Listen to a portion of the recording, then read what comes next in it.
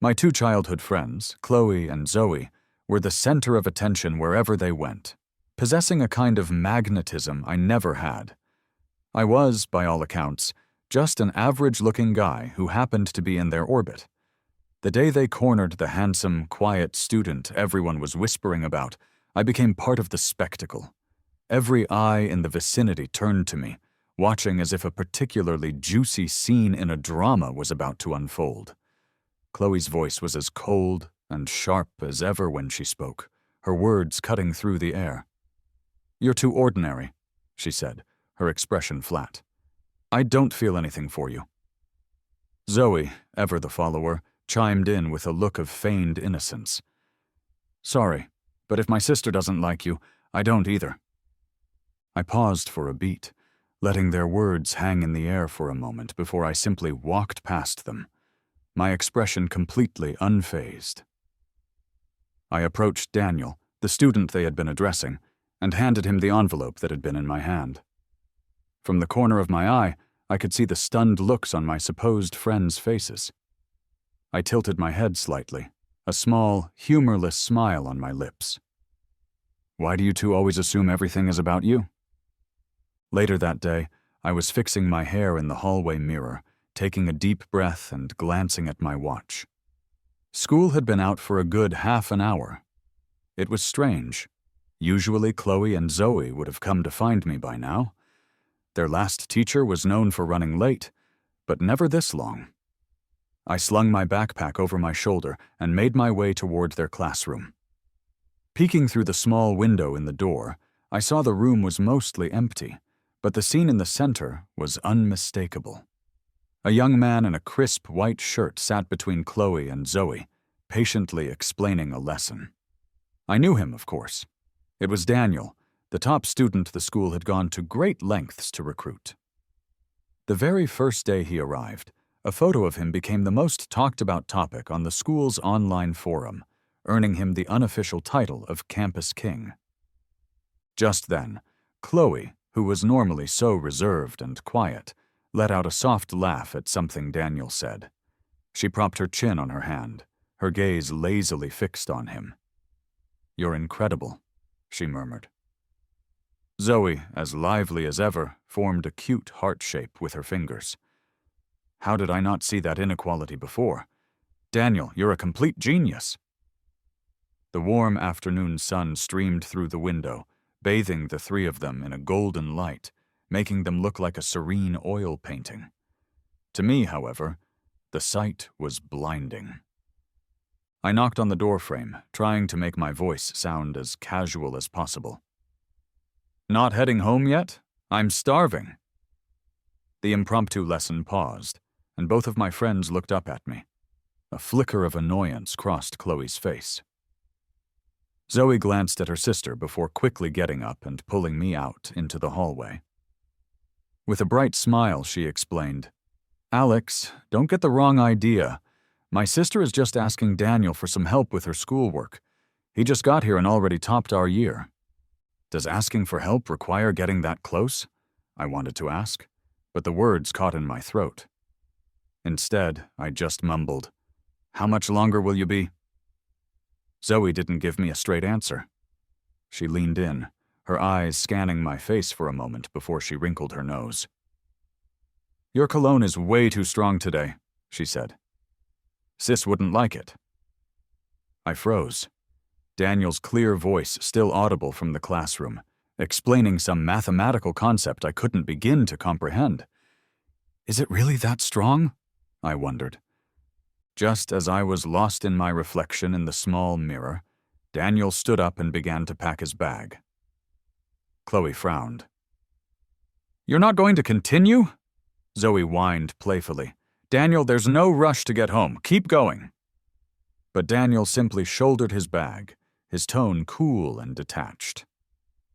"You should ask the teacher for help, not keep me here endlessly."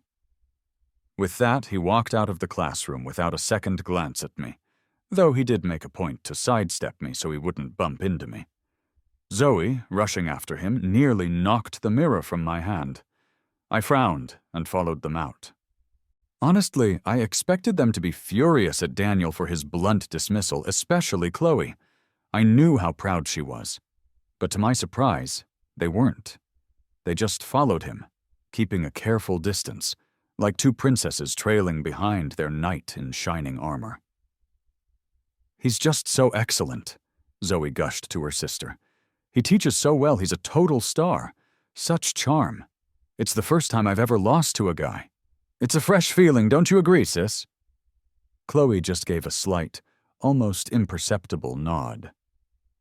Listening to them made a knot of unease tighten in my stomach. When we finally settled into Chloe's chauffeur-driven car, I glanced out the window and saw Daniel helping his mother at her small food stand. It was a well-known fact that Daniel came from a struggling background. His mother had difficulty walking and often sold pancakes after school to help make ends meet. Zoe obviously noticed him too, because she immediately shifted the conversation from his academic prowess to his character. "He's the most dutiful son I've ever met," she declared. Chloe didn't say much, but the admiration in her gaze was clear. I watched Daniel's handsome profile for a few seconds before sighing and shutting the window. A pang of envy shot through me, envy for how effortlessly he seemed to capture everyone's attention. When we finally reached my street in the suburbs, I jumped out of the car, eager to get home. But then Zoe called out, "Alex!" She looked genuinely sorry. "I'm so sorry. I think I ignored you earlier." All the resentment that had been building up inside me during the ride home just seemed to evaporate at her words. I figured they probably didn't mean to be hurtful. I had always been the invisible one in our trio anyway. Just as I was about to wave goodbye, I heard Zoe say in a pleading tone, "Tomorrow, when you bring breakfast for us, could you possibly grab a meal for Daniel too? He always skips breakfast, and that's so unhealthy." I stood there, frozen for a long moment. My voice, when it finally came, sounded detached even to my own ears. "Sure." The next morning, I was up bright and early. I went straight to the kitchen and whipped up some sandwiches. As a small, secret gesture, I made Chloe's favorite flavor. True to form, her icy demeanor seemed to melt a little when she took it from me. Zoe, who had similar tastes to her sister, even praised me. "Alex, you make the best sandwiches, even better than our family's cooks." Normally, a compliment like that would have thrilled me, but perhaps the events of the previous night had shaken me. Their praise didn't feel as satisfying as it used to. Instead, my heart felt heavy, as if something sharp was lodged inside it. To distract myself, I went to their classroom the second the bell for the break rang. And what I saw made me stop dead in my tracks. Chloe was casually tossing the sandwich I had made into the trash can. I froze for a second before running over and pulling it out. What is the meaning of this? It was the first time I had ever spoken to Chloe with such an angry tone. But she seemed completely unfazed, simply raising an eyebrow at me and asking smugly, "What's the problem?" Zoe had been chatting with someone else, but when she noticed the tension, she hurried over and put an arm around my shoulder. She leaned in and whispered in my ear with a giggle, "This is Daniel's sandwich. I gave it to him earlier, but he didn't want it. My sister was a bit annoyed, so she threw it away." My mind buzzed with confusion. "He rejected you, so you just stomp on my feelings like that?" Hearing this, Chloe's face fell, and she said defensively, "We couldn't finish it, so why not throw it away? Do you really think your sandwiches taste that great?" Zoe immediately chimed in to support her sister. "Alex, why are you being so stingy? Do you want the stuff you gave us back?" She then added, "And honestly, Alex, you only know how to make a few types of breakfast. My sister and I are getting kind of tired of them." Hearing this, my face flushed with a mixture of anger and humiliation. I didn't know how to argue back, so I just pushed Zoe aside and stormed out of the classroom. Overcome with embarrassment, I ran without stopping until I reached the artificial lake on the school grounds. Out of breath, I finally came to a halt. It was then that I heard a familiar voice. Looking up, I saw Daniel sitting under a tree, seriously memorizing English vocabulary. From my angle, I could see his sharp jawline and his long eyelashes as he looked down at his book. It was strange. Despite wearing the same plain school uniform as everyone else, there was something about Daniel that made it difficult to look away. I pouted, planning to sneak away before he noticed me, but the soft meow of a cat caught my attention. Two chubby orange cats appeared out of nowhere, circling around Daniel's legs. He closed his notebook, crouched down, and gently patted their heads. "Little guys, you've got the wrong person," he said softly. "I don't have any food for you." The cats seemed to understand and let out little whimpers of frustration. They were incredibly cute. Watching this scene, I found myself walking over without thinking. I handed Daniel the sandwich I had rescued from the trash and said quietly, "I have some extra food?" Daniel was taken aback for a second, but he soon took the sandwich and politely thanked me. He broke the sandwich into smaller pieces and gave me a portion. We stood there for a while, silently feeding the cats together. "Is there something on my face?" Daniel turned his head and looked at me, his light-colored eyes filled with curiosity. "Why do you keep glancing at me?" Caught in the act, I felt my earlobes start to burn. I finally blurted out the truth. "Because you're really handsome." Daniel hadn't expected that answer, and a small smile played on his lips. "Thanks. You look good too." Even if he was just being polite, his gaze was so sincere that it made my face heat up for no reason. I cleared my throat and quickly changed the subject. "No wonder everyone likes you. You're really something special." Daniel looked a bit puzzled. "Everyone?" Suddenly, he seemed to think of something, and his expression turned complicated. "Can I ask, do you like one of the twins?" My teenage secret was suddenly out in the open. I stammered for a long time, not knowing how to respond. After all, my crush on Chloe was pretty much an open secret at school. Hopefully, Daniel didn't see this as some kind of rivalry. "I think you shouldn't invest so much in them," he said, choosing his words carefully. Just when I thought Daniel was about to warn me to keep my distance from Chloe and Zoe, he shook the sandwich in his hand with a cool expression. "You know, Zoe gave this to me this morning, saying it was a breakfast she made especially for me. If I'm correct, wasn't this actually made by you for them? Honestly, I find their affection quite cheap. It's disrespectful to me, and it's disrespectful to your hard work. They've let you down." Even after lunch, Daniel's words lingered in my mind. Even as a newcomer, he could see how indifferent the twins were to me. Was this childhood bond really worth holding on to? I looked at myself in the mirror, reflecting on a joke Zoe had made 2 years ago. "My sister likes handsome guys. Alex, you probably don't stand a chance, haha." But now I was tired. Chloe had never noticed my looks anyway. Why should I keep putting in these exhausting efforts? Once I came to this realization, I felt much lighter. That lightness vanished, however, when I heard we would be doing a 1,000-meter run in gym class. To lose weight, I had only eaten some boiled vegetables for lunch. Halfway through the run, my chest felt tight, and my head began to spin, but I pushed myself to finish. The discomfort only grew stronger. I fought the urge to vomit and wanted to go to the bathroom to splash some water on my face, but before I could make it there, everything went dark, and I fell hard to the ground. A long cut on my knee immediately started bleeding. I was in too much pain to get up. Instinctively, I sought help from those around me. I looked up and met Chloe's indifferent gaze. She just sat on the steps, watching my pathetic state with complete disinterest. Half of my heart went cold. Fortunately, Zoe came over, carrying her bag. "Zoe, can you help me?" I asked her weakly. Zoe bent down but only gave my arm a half-hearted tug. I looked up at her, confused. She tilted her head and said, with an expression of mock regret, "Alex, I'd love to help, but we fought this morning. If I just help you out now, my sister will be mad at me." She then gave a cryptic smile. "How about you apologize to us first?"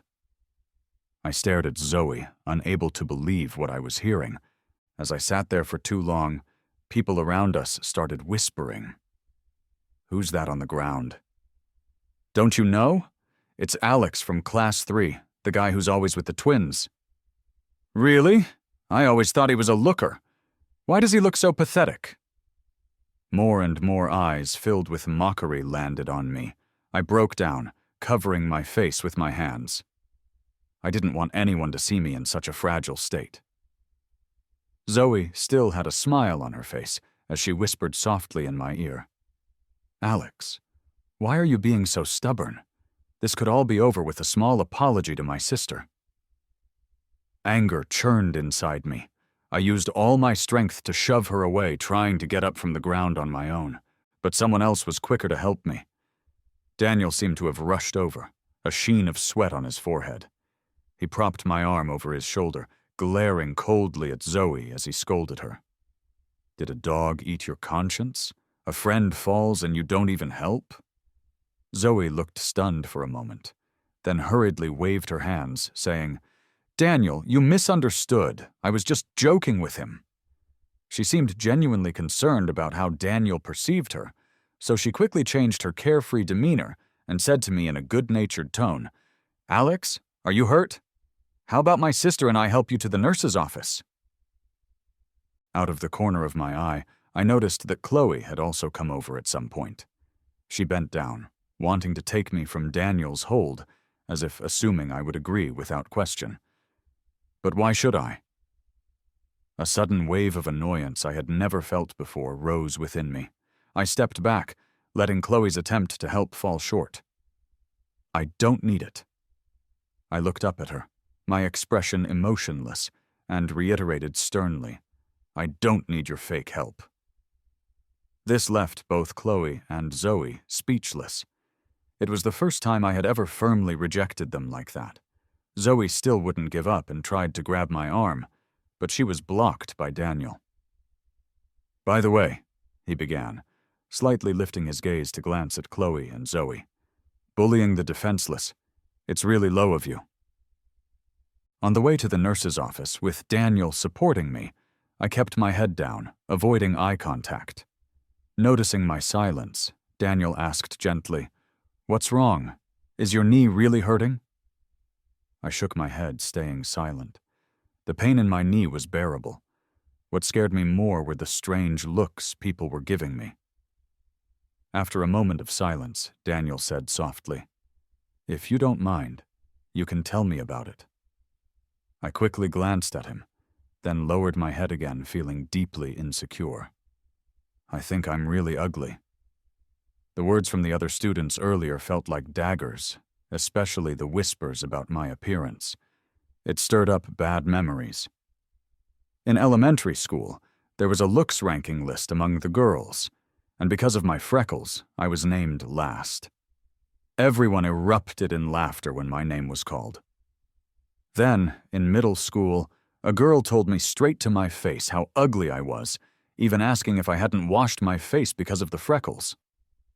The bullying from small groups about my freckles only intensified over the years. "What do you mean, ugly?" Daniel's puzzled voice snapped me back to the present.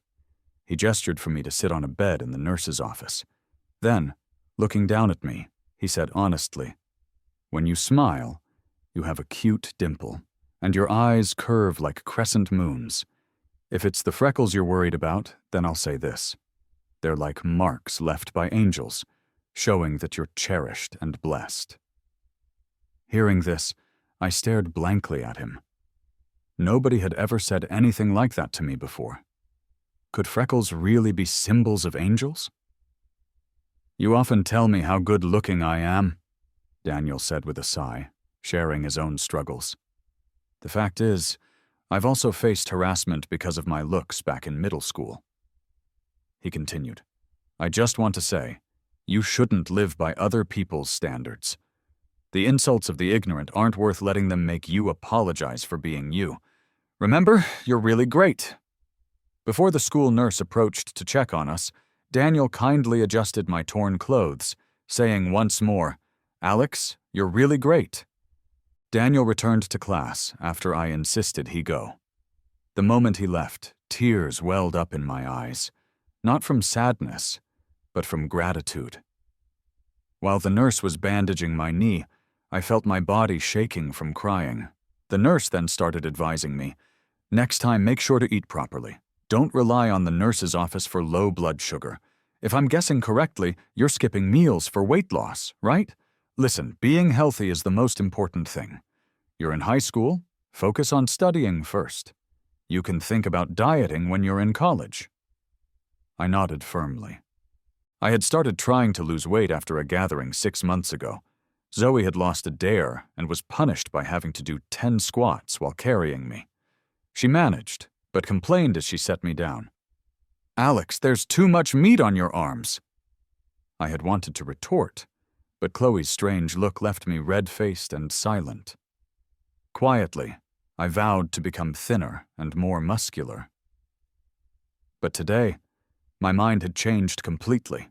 Like Daniel said, my appearance is my own business, not an obligation to please others.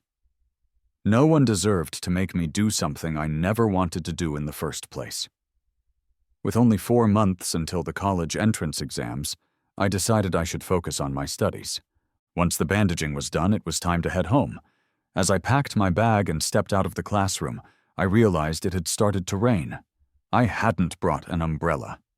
As I stood there contemplating my options, someone tapped me on the shoulder. Turning around, I saw Zoe standing there, an umbrella in her hand, grinning.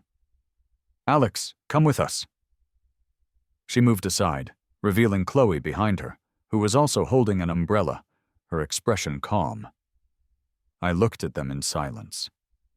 Inside, I still couldn't figure it out. After what had happened this afternoon, how could they just act like nothing happened and invite me to go home with them? I pursed my lips and flatly refused. "No." I turned to leave, but then someone grabbed my backpack. Chloe let go and looked at me with a frown, her voice heavy. "Alex, can you stop being so moody?" I looked at her, stunned. "You think I'm just being moody?" She let out a sarcastic laugh, her gaze icy. "What else? Isn't this just your way of getting our attention?" Seeing things heat up between us, Zoe stepped in to ease the tension. First, she gave Chloe a look of disapproval and complained, "Sis, why are you arguing with Alex?" Then she leaned in close to me and whispered, "Alex, are you dumb? This is a perfect chance to get closer to my sister.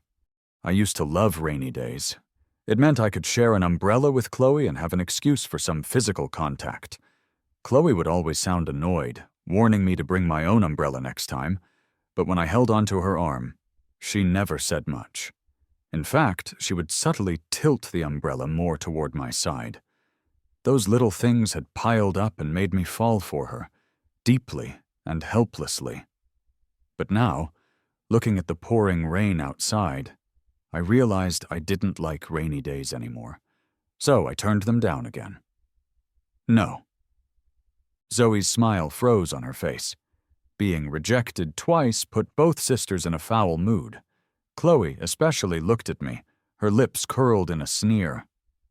"Leave him. Let him get soaked." I pulled up my hood, ready to make a dash to the security office to get out of the rain. Out of the corner of my eye, I saw a familiar figure. Daniel was in the hallway, searching for an umbrella. My face lit up, and I shuffled over to him. I had planned to casually ask, "I forgot my umbrella, mind if I walk with you?" But when his clear eyes looked at me, I suddenly forgot my original line and shyly asked, "Can I share your umbrella?" Daniel nodded. "Sure thing." He opened the umbrella, turned to me and smiled.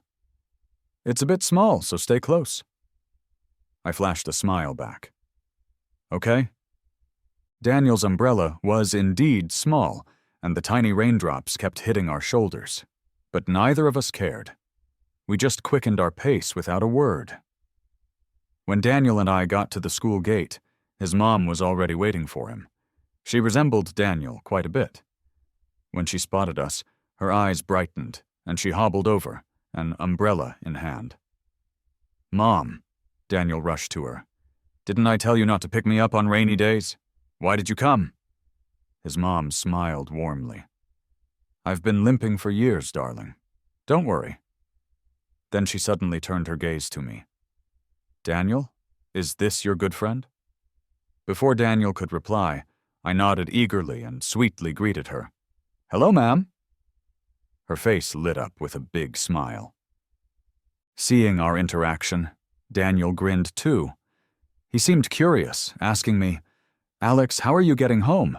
Did someone pick you up?" I instinctively turned to look for Chloe's family car. With my parents always traveling for work, I had been hitching rides with them for the past couple of years. To my surprise, the car was parked right next to us. Noticing my gaze, the previously still car started to rumble, as if preparing to leave. I heard Zoe hesitate.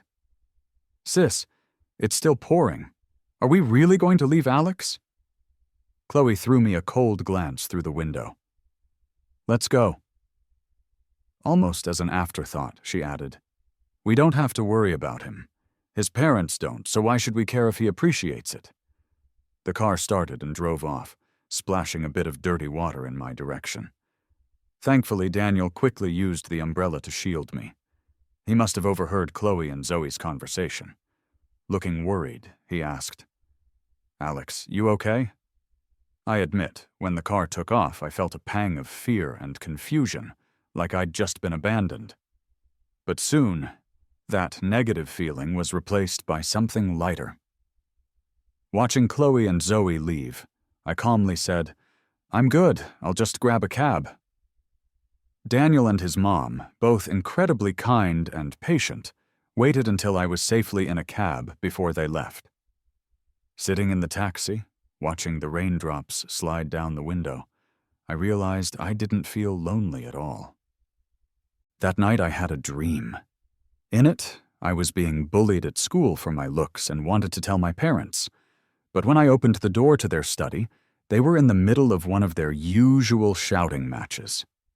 My memories of them are sparse. They were always busy with work, never home. Even when they were, it was non-stop fighting.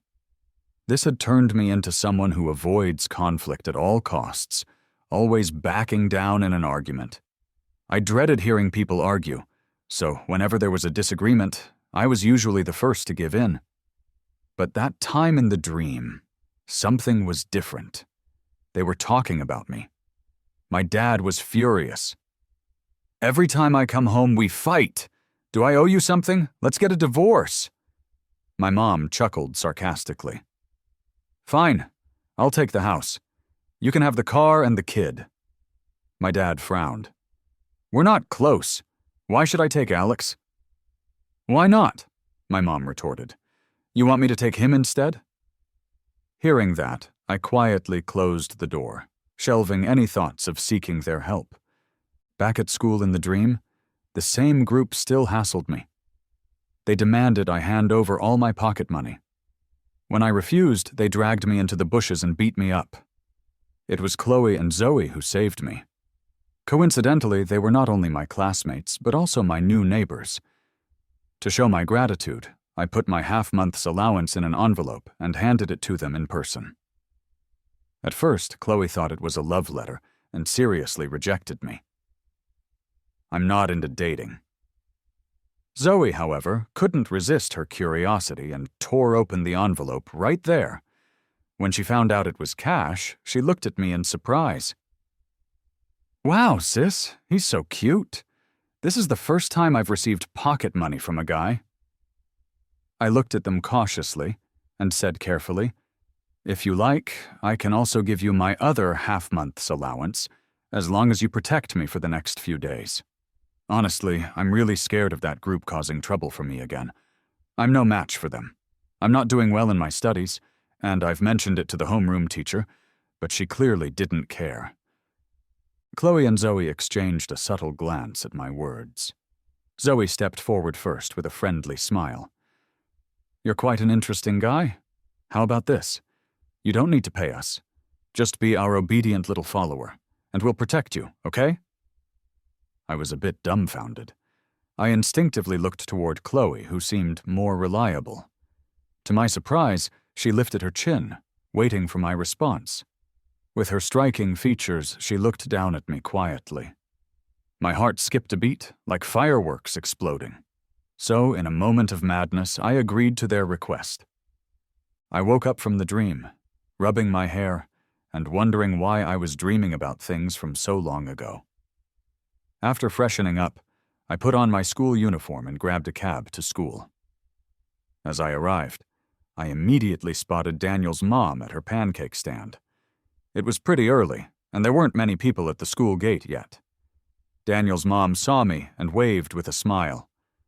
I quickly walked over and greeted her with a "Good morning." She asked, "Alex, did you have breakfast?" I shook my head.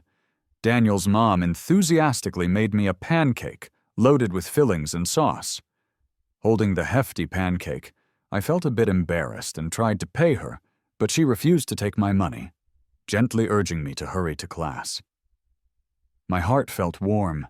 Passing by Daniel's classroom, I saw he was already there, memorizing ancient poems. The boy wore a clean and neatly pressed blue and white uniform, his side profile looking gentle and serene. I stood at the corner, watching him for a moment, and for the first time felt truly motivated to study seriously. So, I didn't greet him, and quietly headed back to my own classroom. After concentrating throughout the morning classes, my head was buzzing, and I was struggling to keep my eyes open. The homeroom teacher, in an attempt to boost our spirits, handed out the monthly test papers. I glanced at my not-so-great score, feeling even dizzier. After school, I gathered the courage to ask Daniel about a problem I was stuck on. Daniel patiently explained it to me. I understood it at first, but then hit a snag on one of the steps. My brain simply couldn't process it. But I was too embarrassed to ask him to explain it again, fearing I'd seem dumb. Daniel seemed to notice. He pointed to that specific step on his scratch paper and asked, "Is it here that you're confused?" I shyly nodded. Daniel smiled softly. "If there's something you don't get, just interrupt me next time. There's no need to feel embarrassed." I felt my eyes tear up. I remembered how I had asked Chloe and Zoe for help with questions before. They explained things too quickly. When I didn't understand and asked again, Zoe would tap my head playfully with a pen and say, "Oh, Alex, why are you so dumb?" Even though Chloe didn't say it, her furrowed brows made her attitude clear. They thought I was dumb and annoying. After that, I developed a deep fear of asking others for help. But today, Daniel shattered that fear. Even though Daniel was the quiet and aloof type, just like Chloe, I had never felt uncomfortable in front of him. Instead, I felt fully respected. Just as I was feeling moved, Daniel picked out 5 similar problems from his workbook and pushed it towards me. I looked up at him, confused. Didn't I say I understood? Leaning on his hand, he tapped the table with his pen, looking at me with a smile. "Well, go ahead and solve them. Show me through action that you really get this type of problem." Looking at the complex problems in the workbook, I felt completely overwhelmed. With a pout, I finished the problems and handed the workbook back to Daniel for correction. There were a few minor mistakes, but overall, it wasn't bad. Watching Daniel seriously explaining things to me, a thought crossed my mind. "I want to hire you as my tutor." "Hmm?" He seemed taken aback, not saying anything. Just when I was starting to regret making such a bold suggestion, thinking it might have hurt his pride, Daniel readily agreed. "Alex, thank you. I really could use the money." He swung his backpack over his shoulder. Under the sun, he held out a warm hand. "Let's officially start our classes tomorrow. You better pay attention." That evening, I went to the stationery store and bought a fancy envelope. I put in the tutoring fee I had prepared for the next 2 months. I thought it made the arrangement feel more ceremonious. Although Daniel had asked for the standard tutoring rate, I couldn't help but sneak in a little extra as a bonus. The next day I brought the envelope to find Daniel, only to find his classroom empty. I looked outside and saw that on the sports field someone had formed a giant heart shape with roses. My gut clenched with a sense of foreboding. When I ran over to the field, there was already a crowd of onlookers. I stood on my tiptoes to get a better view, and I saw Daniel standing at the center of the heart, his expression unreadable. In front of him were Chloe and Zoe. A boy next to me, watching the scene, sighed enviously. It's like a scene from a drama. The school heartthrob being confessed to by the 2 school queens. I wish I could experience that. Then, someone in the crowd recognized me and shouted, "Wow, Alex is here with a love letter. This is going to be interesting." Out of nowhere, someone shoved me from behind. I stumbled a few steps and ended up right in the center of the spectacle. Everyone stared at me, and at the pink envelope I was clutching in my hand. Chloe was in the middle of confessing her feelings to Daniel. "Daniel, you're the best guy I've ever met. I really like you." My arrival cut her off mid-sentence.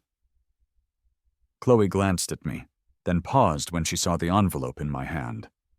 She burst into a mocking smile. With her hands in her pockets, she said indifferently, "You're too ordinary. I don't have any feelings for you." Her words left my mind blank for a few seconds. Was Chloe seriously talking to me? I had no clue what she was thinking, so I ignored her and headed straight for Daniel. Turning my head, I caught Zoe's sarcastic look. She shrugged, giving me an innocent face. "Sorry, but if my sister doesn't like you, neither do I." Doesn't like me? I hesitated for a moment, then walked right past them, unfazed. It suddenly dawned on me. Did Chloe and Zoe think the envelope was a love letter from me to them? The idea was so crazy, it was almost hilarious. After handing the envelope to Daniel, I turned to face the shocked expressions of the twins and tilted my head, puzzled. "What makes you two so full of yourselves?" Hearing my response, a chatter erupted among the surrounding classmates. Whoa, did Alex actually give a love letter to Daniel? This is like one of those enemies to lovers stories? I don't know, the envelope doesn't seem like a love letter. It's pretty thick, like it's got other stuff inside. But Alex totally has a crush on Chloe. Anyone with eyes can see that. Geez, can you guys stop spinning stories already? Why be so mean to Alex? He hasn't done anything wrong. I didn't care about what they were saying about me.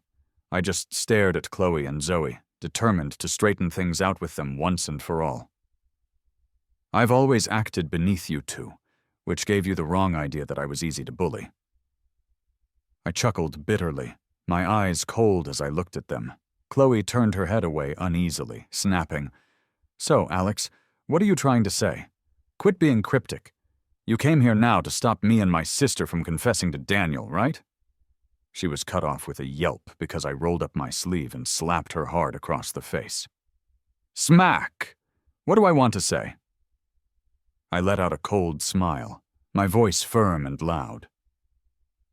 I want to say that you're a jerk. You don't deserve my feelings.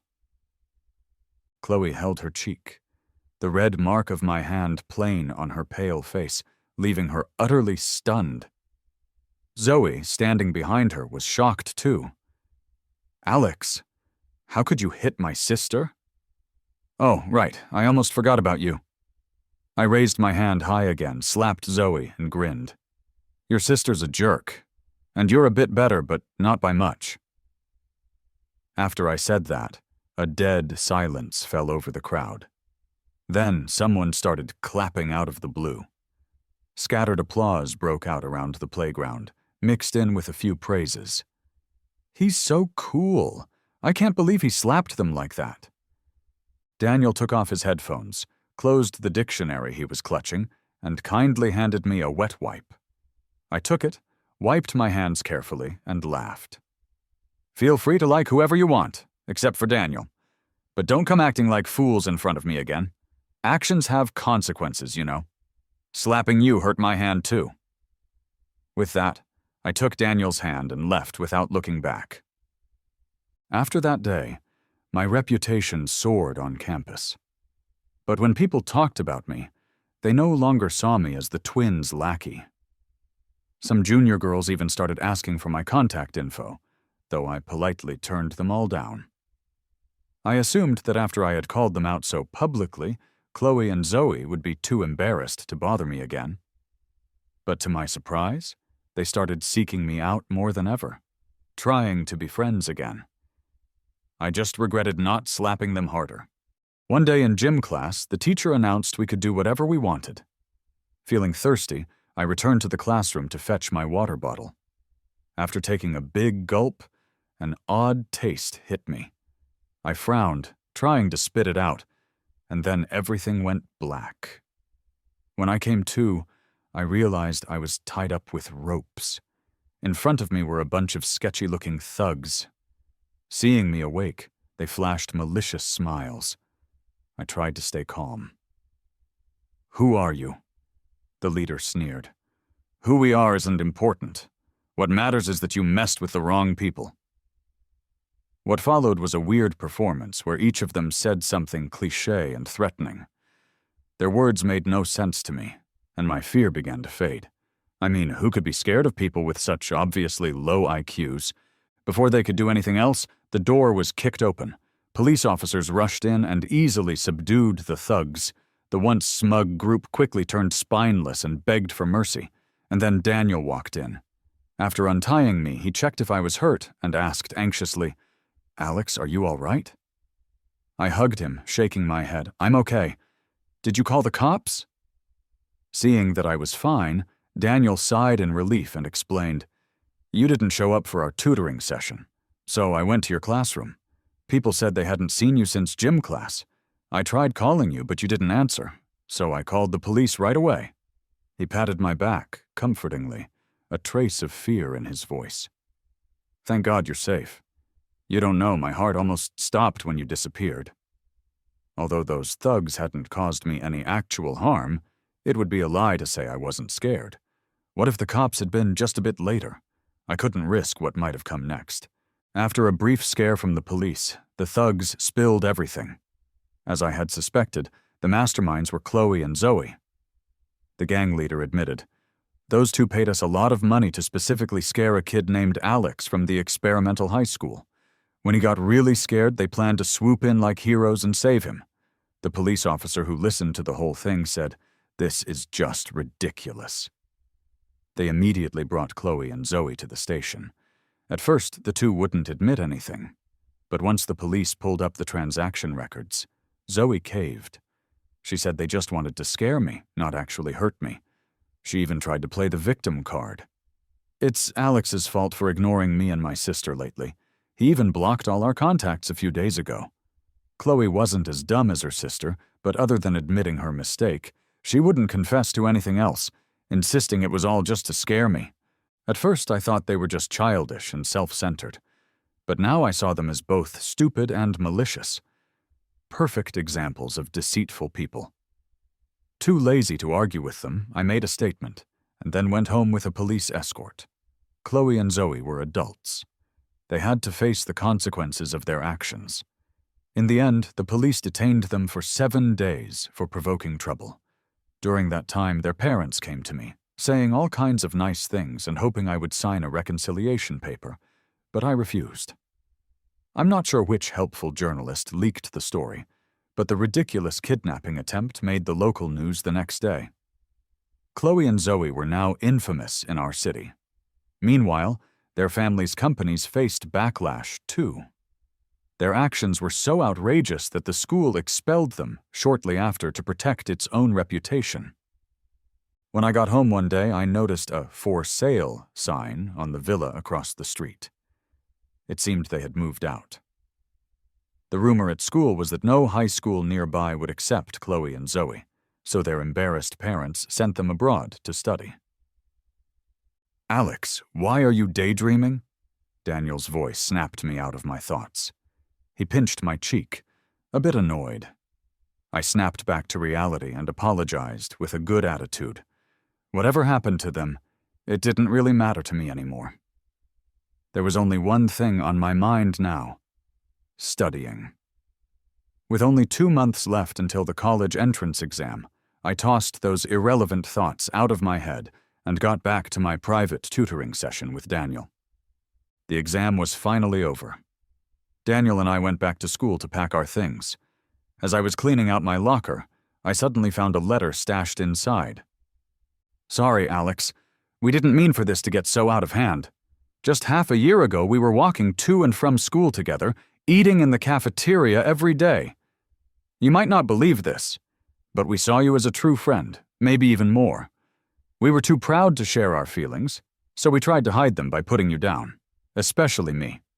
I was jealous that you seemed to favor my sister, so I used sarcasm to get your attention and vent my frustration. You're not plain at all. Those freckles are cute. You're the best guy I've known." There was more, even new contact information. There was no name, but I could guess who it was from. Why couldn't they just leave me alone?